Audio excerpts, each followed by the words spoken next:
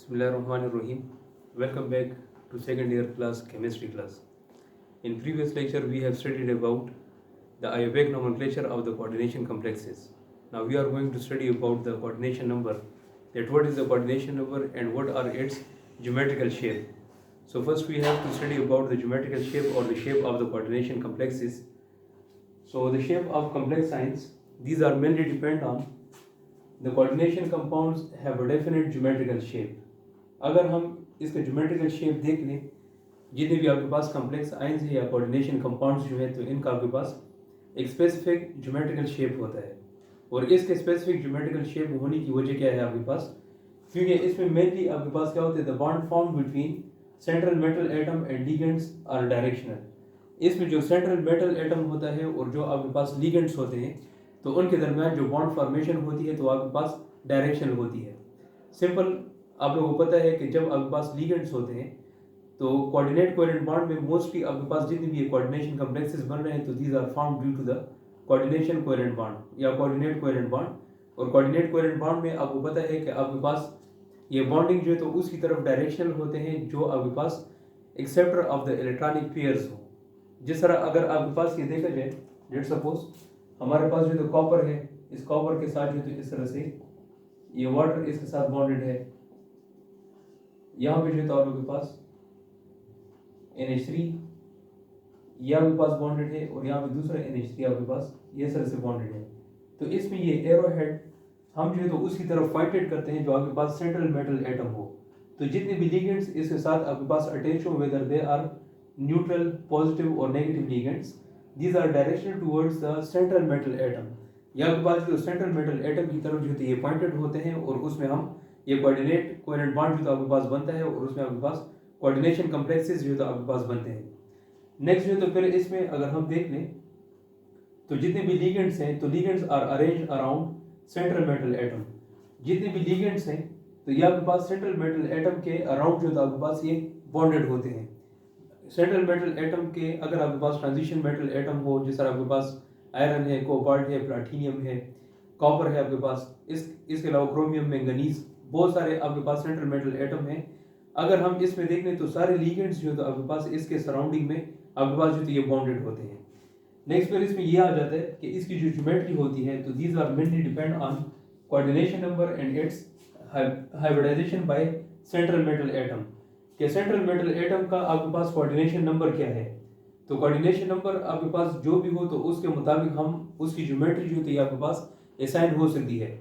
Same इसी तरह इसमें जो हाइब्रिडाइजेशन है जो आपके इस टेक्स्ट में जो तो आपके पास नहीं है, कि हाइब्रिडाइजेशन में आपके पास जिस तरह ये DsP2 या DsP3 या DsP इस तरह के आपके पास जो हाइब्रिडाइजेशन होती है तो आपके लेवल के नहीं है, वो आपके पास BS लेवल पे जो तो ये पढ़े जाते हैं।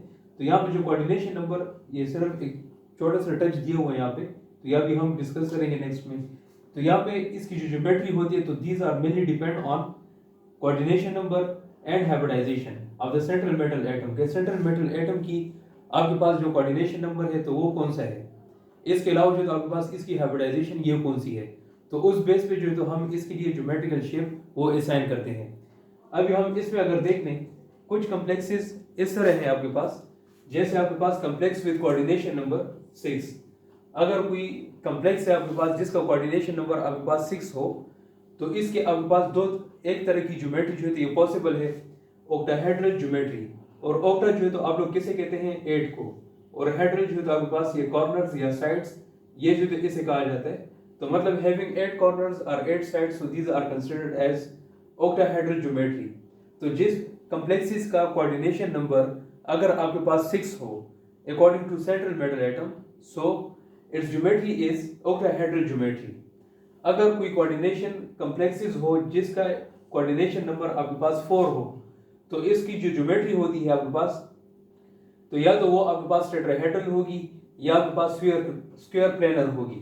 तो ये दो तरह के ज्योमेट्रिकल शेप जो थे इसमें इंक्लूड होते हैं, एक आपके पास टेट्राहेड्रल है, दूसरा आपके पास जो तो इसमें स्क्वायर प्लेनर है।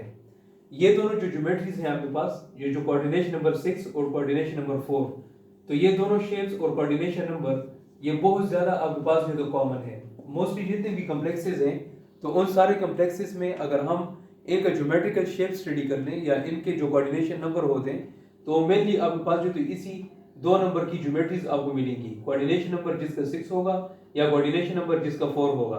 तो कोऑर्डिनेशन नंबर 6 वाली की जो ज्योमेट्री है आपके पास तो वो ऑक्टाहेड्रल होगा, और जब कोऑर्डिनेशन नंबर आपके पास 4 हो तो उनकी 2 तरह की ज्योमेट्रीज आपके पास होती है, एक आपके पास टेट्राहेड्रल और सेकंड जो तो आपके पास इसमें स्क्वायर प्लेनर होता है। फिर नेक्स्ट हम इसमें देख लेते हैं कि जब आपके पास ऐसे कॉम्प्लेक्सेस जिनका आपके पास कोऑर्डिनेशन नंबर 5 हो तो उनकी आपके पास 2 तरह की ज्योमेट्रिकल शेप होते हैं, एक होता है आपके पास ट्राइगोनल बाय पिरामिडल और सेकंड इसमें है आपके पास स्क्वायर पिरामिडल। तो ये 2 तरह के आपके पास जो तो इनके कोऑर्डिनेशन नंबर अगर 5 हो तो 2 तरह की ज्योमेट्रीज आपके पास इसकी बन सकती है, ज्योमेट्रिकल शेप्स, एक आपके पास ट्राइगोनल बाय पिरामिडल और सेकंड इसमें स्क्वायर पिरामिडल। लेकिन ये वाले जो कोऑर्डिनेशन नंबर है आपके पास तो दीज आर लेस कॉमन, ये बहुत कम आपके पास जो तो ये पाए जाते हैं। लेकिन मोस्टली आपके पास कौन कौन सी ज्योमेट्रीज आपके पास पाई जाती हैं, ऑक्टाहेड्रल, टेट्राहेड्रल और स्क्वायर प्लेनर, जिनके कोऑर्डिनेशन नंबर आपके पास 6 है और कोऑर्डिनेशन नंबर 4 है। तो ये वाली ज्योमेट्रीज आपके पास सबसे ज्यादा कॉमन है। फिर कुछ रेयर केसेस में भी आपके पास है जिनका कोऑर्डिनेशन नंबर अगर हमारे पास इसमें 2 हो, तो कोऑर्डिनेशन नंबर अगर 2 हो तो इसमें आपके पास कौन सी ज्योमेट्री बनेगी, लीनियर ज्योमेट्री जो तो आपके पास इसमें ये जो तो आपके पास ये बन सकती है। तो लीनियर ज्योमेट्री हमारे पास बनेगी जिस तरह आपके पास इसमें अगर एग्जांपल देखा जाए, जैसे आपके पास सिल्वर है which is a transition metal, और इसी ट्रांजिशन मेटल के साथ में तो आपके पास ये एक अमोनिया ग्रुप NH3 और यहाँ पे जो है तो दूसरा अमोनिया ग्रुप, ये इसके साथ जो है तो ये बॉन्डेड होता है। तो इसकी ज्योमेट्री अगर हम देख लें तो ये ज्योमेट्री आपके पास जो है लीनियर ज्योमेट्री है जिसमें आपके पास 180 एंगल जो है तो आपके पास इसमें बन रहा होता है। तो ये जो है तो आपके पास कुछ इसमें कॉम्प्लेक्सेस हैं। अभी हम इसमें चलते हैं इसके कोऑर्डिनेशन नंबर के हवाले से, इसके जितनी भी आपके पास ज्योमेट्रिकल शेप्स हैं तो उनके कॉम्प्लेक्सेस हम पढ़ते हैं और साथ में जो है तो उनकी ज्योमेट्रिकल शेप्स हम ड्रा करते हैं कि इसके ज्योमेट्रिकल शेप जब हम ड्रा करें तो वो आपके पास ऑक्टाहेड्रल है या नहीं है, सेकंड जो तो आपके पास इसमें टेट्राहेड्रल और स्क्वायर प्लेनर है या नहीं है। तो अभी हम इसमें इसके जो ज्योमेट्रिकल शेप जो पढ़ेंगे इसके कोऑर्डिनेशन नंबर के हवाले से, तो वह भी हम इसमें स्टडी करते हैं।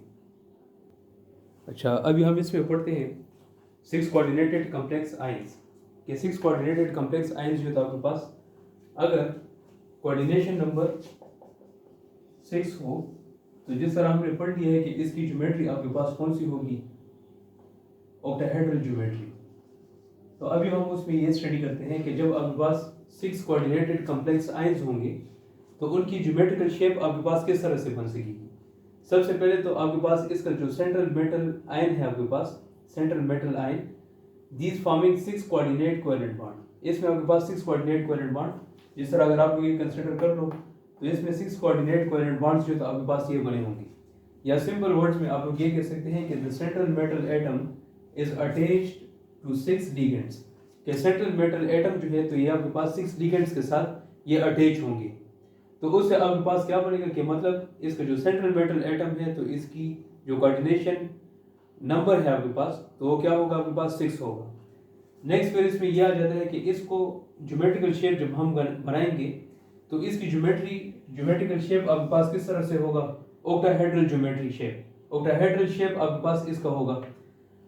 थर्ड इसमें यह आ जाता है कि जब आपके पास इसकी ज्योमेट्री जब हम बनाएंगे ज्योमेट्रिकल शेप तो इसके तरीकेकार क्या होगा कि सबसे पहले आपके पास 4 ligands lie in one plane while the 5th and 6th one ligands lie above and below the plane, कि इसमें अगर ये देखा जाए तो ये एक ही प्लेन में आपके पास ये 4 लिगेंड्स जो दिए आ जाते हैं, और जो पांचवा और छठा है आपके पास 5th one and 6th one these are lie above and below the plane of this geometrical shape, ये जो तो आपके पास above और below the plane आपके पास आएंगे।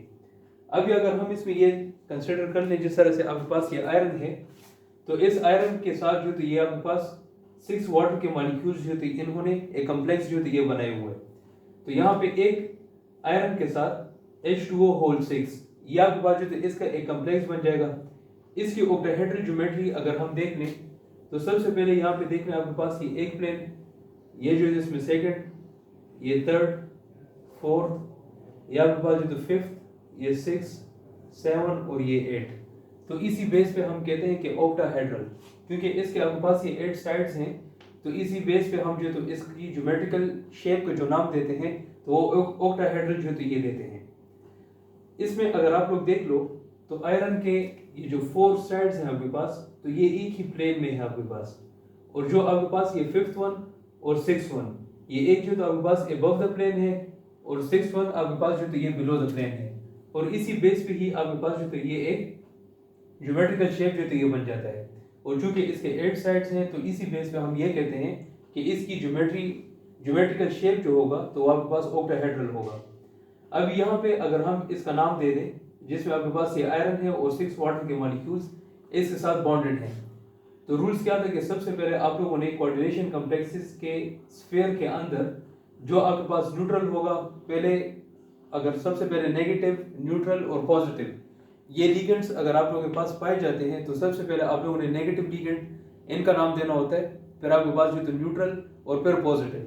लेकिन चूंकि यहाँ पे हमारे पास नेगेटिव लिगेंड है ही नहीं, हमारे पास सिर्फ ये न्यूट्रल है और साथ में शुद्ध ये पॉजिटिव लिगेंड जो सेंट्रल मेटल एटम है जिसके पास आपकी जो ऑक्सीडेशन स्टेट है वो आपके पास +3 है, तो इसका नाम आपके पास क्या आ जाएगा, इसमें 6 वाटर के मॉलिक्यूल्स हैं तो इसका नाम हम दे देंगे हेक्सा एक्वा। फिर इसमें आपके पास ये आयरन, इसकी ऑक्सीडेशन स्टेट क्या है आपके पास 3, तो ये आपके पास आ जाएगा हेक्सा एक्वा आयरन 3 आयन जो तो आप लोग इसके साथ जरूर लिखेंगे क्योंकि आपके पास आयनिक स्टेट में है। ये नॉन आयनिक स्टेट में अगर होता तो फिर हम जो तो इसके साथ ये आयन नहीं लिखते, लेकिन चूंकि ये हमारे पास आयनिक स्टेट में है तो इसलिए आप लोगों ने आयन लिखना इसमें जरूरी है।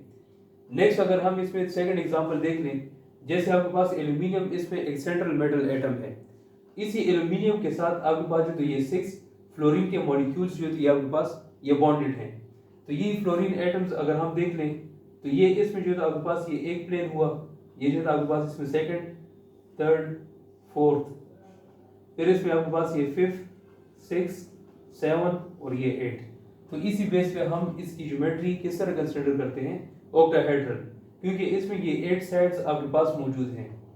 दूसरा जो तो इसमें वही सेम बात कि इसमें जो तो ये 4 जो तो आपके पास ये एक प्लेन में होते हैं और 5th one and 6th one these are above and below the plane of this geometrical shape. इसका जो आपके पास अगर हम इसका कॉम्प्लेक्स का जो आपके पास ये नेम है या अगर हम इसमें कंसिडर कर लें तो इसके कोऑर्डिनेशन स्फीयर में या कोऑर्डिनेशन एंटिटी में आपके पास एक एल्यूमिनियम है और 6 इसमें फ्लोरीन के एटम्स है आपके पास। तो आपको पता है कि फ्लोरीन का जो ऑक्सीडेशन स्टेट है वो आपके पास क्या है, -1, तो एक फ्लोरीन का ऑक्सीडेशन स्टेट आपके पास क्या होगा, -1, तो 6 का आपके पास ये तो क्या आ जाएगा, -6। सेम इसी तरह यहाँ पे एल्यूमिनियम पे आपको पता है कि ये +3 ऑक्सीडेशन स्टेट इसका आपके पास होता है, तो ये +3 और -6 इज इक्वल टू -3, तो इसके कोऑर्डिनेशन एंटिटी पे आपके पास ये तो कौन सा चार्ज आ चुका है, माइनस चार्ज आ चुका है। तो अभी इसका नाम हम किस तरह देंगे, सबसे पहले आप लोगों ने अकॉर्डिंग टू रूल्स जो आपके पास कोऑर्डिनेशन स्फीयर है या कोऑर्डिनेशन एंटिटी, तो इसके अंदर जो आपके पास नेगेटिव लिगेंड्स होंगे तो सबसे पहले नाम हम उसे देते हैं, उसके बाद जो तो फिर हम न्यूट्रल के बाद जो तो फिर आपके पास पॉजिटिव थे, लेकिन चूंकि यहाँ पे हमारे पास सिर्फ नेगेटिव और पॉजिटिव लिगेंड्स हैं और ये है भी आपके पास कोऑर्डिनेशन स्फीयर के अंदर, अगर स्फीयर से बाहर होता तो फिर हमने क्या करना होता कि सबसे पहले हमने पॉजिटिव उनका नाम देना होता पॉजिटिव लिगेंड्स का, फिर उसके बाद जो तो नेगेटिव लिगेंड्स का, लेकिन चूंकि ये कोऑर्डिनेशन एंटिटी के अंदर है तो इसलिए रूल्स आपके पास वो सेकंड रूल चलेगा कि सबसे पहले नेगेटिव लिगेंड्स फिर उसके बाद पॉजिटिव। तो इसका नाम क्या आ जाएगा आपके पास, हेक्सा फ्लोरो। और फ्लोरो क्यों लिखते हैं, ओ पे क्यों एंडिंग करते हैं, क्योंकि आपके पास ये नेगेटिव लिगेंड है, तो ये भी एक रूल था कि जब आपके पास नेगेटिव लिगेंड्स अगर कोऑर्डिनेशन कॉम्प्लेक्सेस में पाए जा रहे हो तो उनके नेमिंग की एंडिंग जो है तो आप लोग ओ पे करेंगे, तो ये हेक्सा फ्लोरो। फिर यहाँ पे एल्यूमिनियम की जगह हमने एल्यूमिनेट लिखना होगा, ATE साथ में लिखना होगा क्योंकि इसके एंटिटी पे आपके पास जो नेगेटिव साइन है, तो हेक्सा फ्लोरो और साथ में आपके पास आ जाएगा एल्यूमिनेट और फिर एल्यूमिनियम का आपके पास ऑक्सीडेशन स्टेट क्या है वो आप लोगों ने पैरेंथेसिस में जो तो लिख देना है रोमन्स में, तो ये आपके पास जो तो 3 और साथ में जो तो आपके पास इसके साथ आयन लिख देंगे क्योंकि हमारे पास आयनिक स्टेट में है, तो इसका कंप्लीट नेम क्या आ जाएगा, हेक्सा फ्लोरो एल्यूमिनेट 3 आयन, ये जो तो इसका नाम आ जाएगा और इसकी जो ज्योमेट्री है आपके पास तो वो ऑक्टाहेड्रल है। नेक्स्ट इसमें अगर हम देख लें, जिस तरह आपके पास सेंट्रल मेटल एटम इसमें कोबाल्ट है और ये कोबाल्ट जो तो आपके पास ये NH3 6 अमोनिया के मॉलिक्यूल्स जो थे इसके साथ कोऑर्डिनेट कोवेलेंट बॉन्डेड हैं। तो इसमें एरो उसी की तरफ से पॉइंटेड है जो आपके पास lone pair of electrons donor है, और उसकी तरफ पॉइंटेड है जो एक्सेप्टर है आपके पास। तो उसी वजह से ही आपके पास यहाँ पे एक कम्प्लेक्स आयन ये जो आपके पास इसमें बन रहा है। तो यहाँ पे अगेन हम अगर इसकी ज्योमेट्री देख लें तो ये आपके पास जो ये 1 2 3 4 5 6 7 और ये 8, तो ये आपके पास ऑक्टाहेड्रल है। उम्मीद है आप लोग जो है तो इसमें ये सीख चुके होंगे कि हमारे पास ये तो ऑक्टाहेड्रल ज्योमेट्री ये किस तरह से बन सकती है। फिर इसके कम्प्लेक्स को अगर देखा जाए तो यहाँ पे कोबाल्ट के साथ 6 अमोनिया के मॉलिक्यूल जो है ये बॉन्डेड हैं। कोबाल्ट जो आपके पास सेंट्रल मेटल एटम है और इसके साथ न्यूट्रल लिगेंड्स ये इसके साथ बाउंडेड है। तो यहाँ पे ये जो अमोनिया है तो आपके पास एक न्यूट्रल स्पीशी है जिसमें कोई चार्ज नहीं होगा। कोबाल्ट में जो है तो आपके पास ऑक्सीडेशन स्टेट +2 होगा, तो +2 और +0 इज इक्वल टू +2। तो इसके कोऑर्डिनेशन स्फीयर पे या कोऑर्डिनेशन एंटिटी पे आपके पास कौन सा चार्ज आ रहा है? +2। तो इसलिए सेंट्रल मेटल एटम का जो नाम होगा तो वो एज इट इज रहेगा, इसमें कुछ चेंजेस नहीं आएगी। तो यहाँ पे इसका नाम क्या आ जाएगा आपके पास? सबसे पहले आपके पास आ जाएगा हेक्सा अमाइन, लेकिन अमाइन में आप लोगों ने डबल एम लिखना है, और ये रीजन मैंने आपको समझा दिया था कि डबल एम हम इस वजह से लगाते हैं क्योंकि यहाँ पे NH3 है। अगर आपके पास सिंगल मतलब NH2 अगर होता तो फिर हमने सिंगल एम लगाना होता, जिस तरह आप लोग ऑर्गेनिक केमिस्ट्री में करते हैं। तो हेक्सा अमाइन, फिर यहाँ पे आपके पास कोबाल्ट का ऑक्सीडेशन स्टेट आपके पास क्या है? 2। तो पैरेंथेसिस में आप लोगों ने 2 जो है तो ये लिख देना है, और चूंकि यह हमारे पास आयनिक स्टेट में है तो आयन जो है तो इसके साथ लिखना ये जरूर है। तो आपके पास इसका कंप्लीट नेम क्या आ जाएगा? Hexa amine cobalt 2 ion. ये जो तो आपके पास इसका एक ये कम्प्लेक्स बन गया है। नेक्स्ट एंड लास्ट वन जो आपके पास कम्प्लेक्स है, तो इसमें ये कॉपर जो है तो आपके पास इसमें 2 वाटर के molecules above and below the plane, और बाकी प्लेन में आपके पास जो 4 जो आपके पास इसमें लिगेंड्स होते हैं जो एक ही प्लेन में लाई करते हैं, तो दीज आर NH3 अमोनिया के जो तो आपके पास 4 मॉलिक्यूल्स ये इसके साथ बाउंडेड हैं। यहाँ पे भी आपके पास लोन पेयर ऑफ इलेक्ट्रॉन इस नाइट्रोजन के पास है, और वाटर में अगर देख लें तो ऑक्सीजन के साथ लोन पेयर ऑफ इलेक्ट्रॉन है, जो इसी कॉपर को हमारे पास ये डोनेट होकर आपके पास एक कोऑर्डिनेशन कम्प्लेक्स ये बनाते हैं।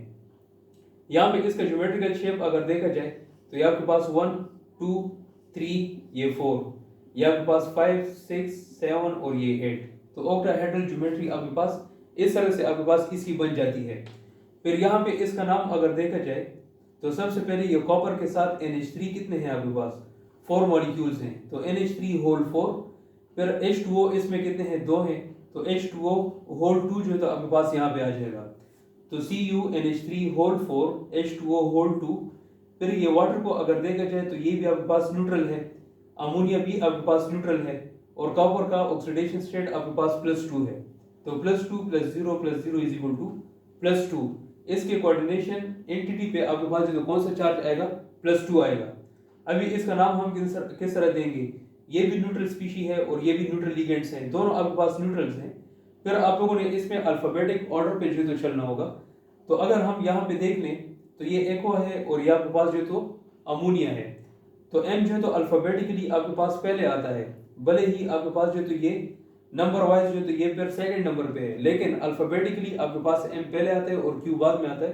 तो इसलिए A तो आपके पास सेम है, तो फिर आप लोग सेकंड लेटर को देखेंगे तो सेकंड लेटर इसका जो तो M है और इसका आपके पास Q है। तो इसलिए प्रेफर हम उसको करेंगे जब आपके पास अल्फाबेटिक ऑर्डर में आपके पास पहले आता हो।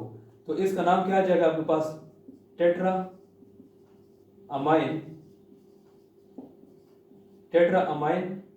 फिर इसमें वाटर के मॉलिक्यूल्स कितने हैं? 2 हैं, तो उसके लिए प्रेफिक्स में हम क्या लिखते हैं? Di aqua.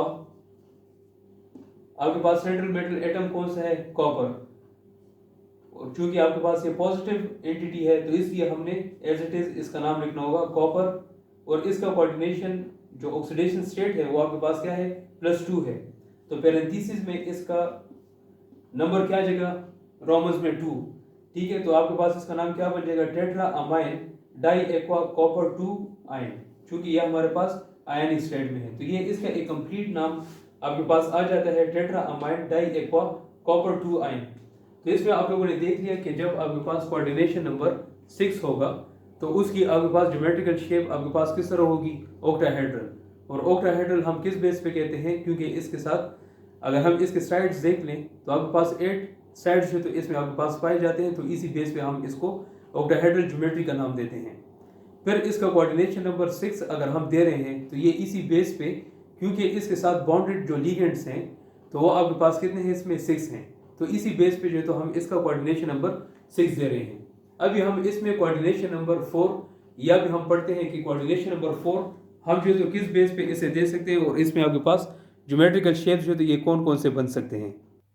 अच्छा, अभी हम इसमें ये 4 कोऑर्डिनेशन कॉम्प्लेक्स आइंस, ये इसमें अभी हम पढ़ते हैं कि जिनका कोऑर्डिनेशन नंबर अगर आपके पास इसमें 4 हो तो इसकी ज्योमेट्रिकल शेप्स जो तो आपके पास कौन कौन सी बन सकती है। एक जो तो आपके पास टेट्राहेड्रल, दूसरा आपके पास इसमें स्क्वायर प्लेनर। इसमें भी सेम वही बात है कि जब आपके पास इसमें अगर हम देख लें कि जब सेंट्रल मेटल आयन हो या सेंट्रल मेटल एटम हो, अगर ये आपके पास 4 कोऑर्डिनेट कोवेलेंट बॉन्ड बना रहा हो तो इसका मतलब है कि इसका कोऑर्डिनेशन नंबर आपके पास क्या होगा, 4 होगा। या सेंट्रल मेटल एटम जब आपके पास 4 लिगेंड्स के साथ अगर ये बॉन्डेड है, whether they are positive, negative या न्यूट्रल, कोई सी भी लिगेंड्स अगर सेंट्रल मेटल एटम के साथ 4 कोऑर्डिनेट कोवेलेंट बॉन्ड पे अटैच हैं तो उसको हम कहते हैं कि इनका कोऑर्डिनेशन नंबर आपके पास क्या है, 4 है। और उसी बेस पे आपके पास जो इसके 2 तरह के ज्योमेट्रिकल शेप्स जो तो हमारे पास इसमें बन सकते हैं। एक ज्योमेट्रिकल शेप इसमें क्या होगा, टेट्राहेड्रल, और सेकंड इसमें स्क्वायर प्लेनर।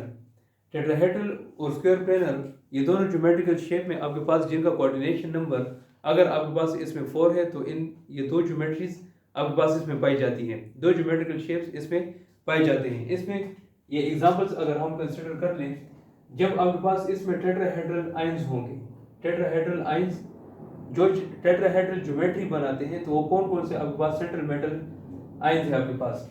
जैसे आपके पास यहाँ पे अगर कॉपर को देखा जाए तो it is bonded with 4 chlorine atoms, और ये 4 क्लोरीन एटम्स जो तो क्या करें, अपने लोन पेयर ऑफ इलेक्ट्रॉन्स इनको डोनेट कर रहे हैं।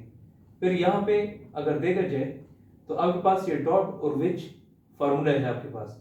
तो टेट्राहेड्रल शेप को अगर हम देख लें तो इसमें ये जो विच, ये जो कलर्ड आपको एरो नजर आ रहा है, तो इसका मतलब है कि ये आपके पास फ्रंट साइड पे है।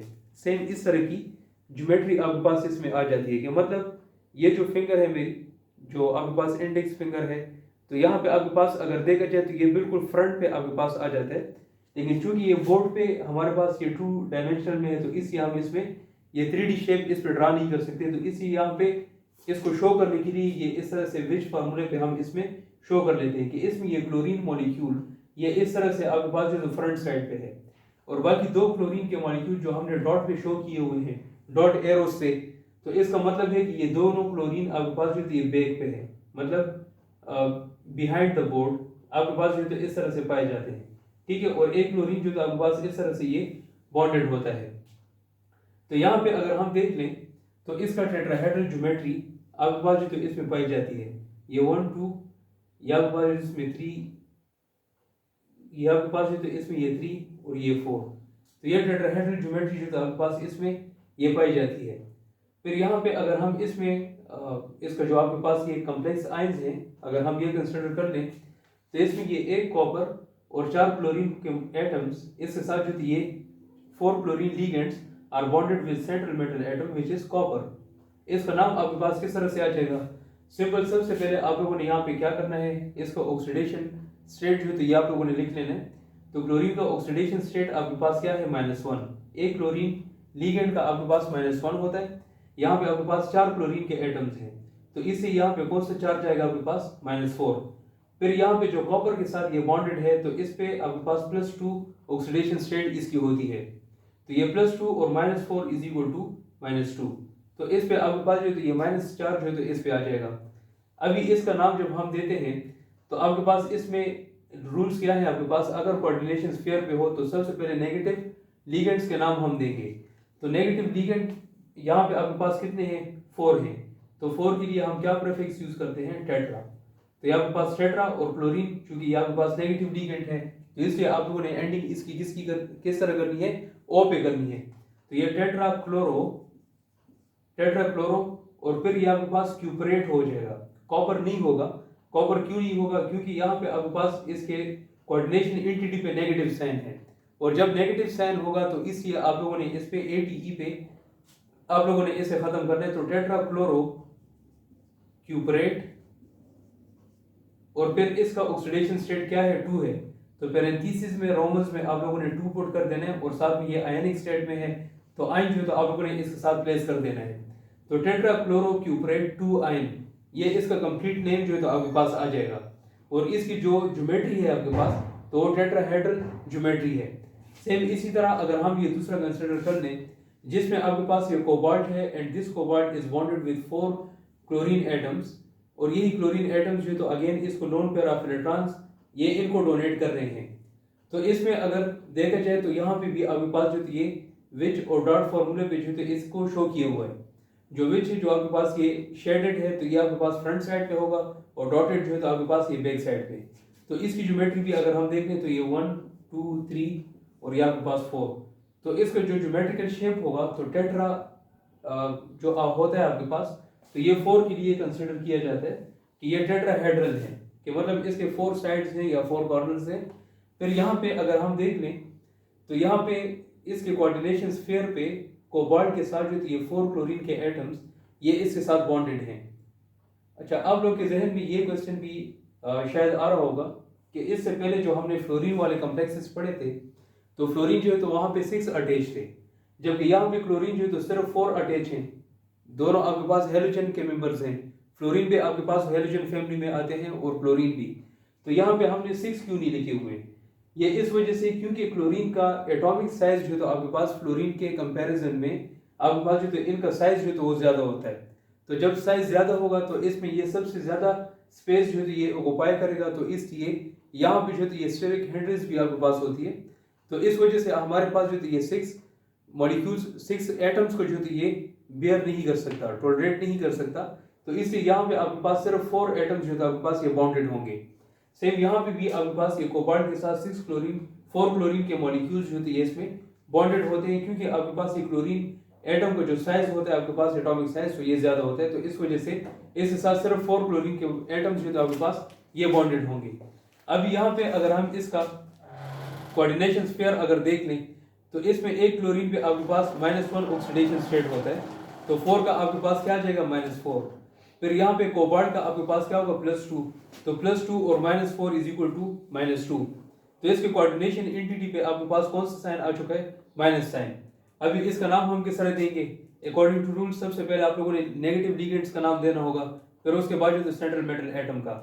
यहाँ पे आपके पास इसका नाम आ जाएगा, क्योंकि यहाँ पे 4 है हमारे पास, तो 4 के लिए आप लोग क्या प्रीफिक्स लिखेंगे? टेट्रा। तो ये आपके पास आ जाएगा टेट्रा क्लोरो। फिर इसमें हमारे पास कोबाल्टेट हम लिखेंगे, और ATE पे हम इस वजह से खत्म करते हैं क्योंकि इसकी कोऑर्डिनेशन एंटिटी पे आपके पास तो नेगेटिव साइन है। तो इसका नाम क्या आ जाएगा? Tetra chloro cobaltate. ATE represents the negative sign of the coordination entity. और फिर इसका जो आपके पास ऑक्सीडेशन स्टेट है तो वही आप लोग पैरेंथेसिस में रोमन्स में लिख लें, तो आपके पास भी तो ये 2 आ जाएगा, और ये आयनिक स्टेट में है तो आयन जो है तो आप लोगों ने इसके साथ ये प्लेस कर देना है। तो इसका नाम आ जाएगा टेट्रा क्लोरो कोबाल्टेट 2 आयन, ये इसका नाम आ जाएगा। फिर यहाँ पे हमारे पास जो लास्ट जो आपके पास ज्योमेट्रिकल शेप है वो है आपके पास इसमें स्क्वायर प्लेनर